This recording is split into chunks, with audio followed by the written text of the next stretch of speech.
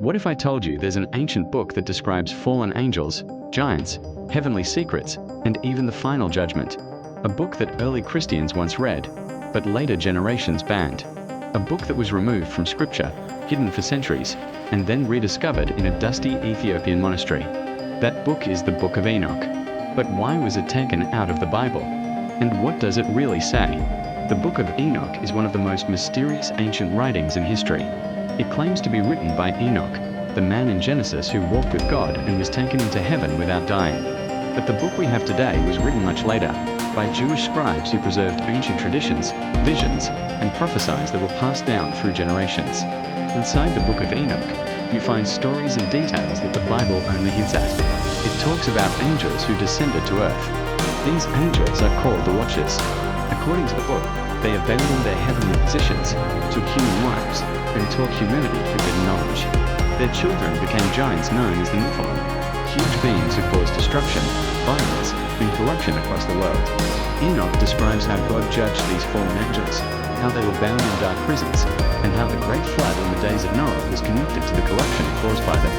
He also describes his own journeys into heaven, where he sees the throne of God, the places of the righteous, the places of the wicked, and visions at the end of the world. The book even talks about a chosen one, a messianic figure who will judge the world. This is one reason early Christians found the book fascinating, because some of its descriptions sound similar to parts of the New Testament.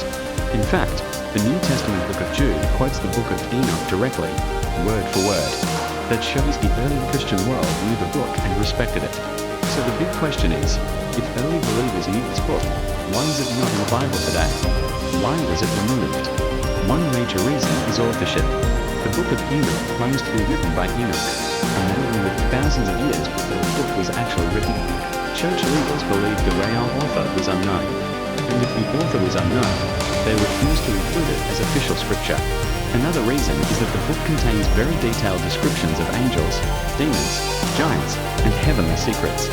Some early church leaders felt the book went too far, revealing things the Bible itself kept mysterious. They worried it would confuse new believers or encourage beliefs that were too supernatural or too strange. The third reason is that when the early church was forming the official Bible, they used certain tests. Was the book written by a prophet or apostle? Was it used by many churches? Did its teachings match the rest of Scripture? The Book of Enoch did not pass all these tests, especially because some teachings were controversial, like angels having children with humans. Because of these issues, most Christian groups removed the Book of Enoch from their official Bible. Over time, the book disappeared from Europe and the Middle East. Many people thought it was lost forever. But in Ethiopia, something amazing happened.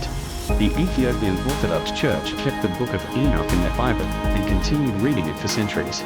That's why the full version of the book survived. In the 1700s, explorers rediscovered the Ethiopian manuscripts, shocking the world.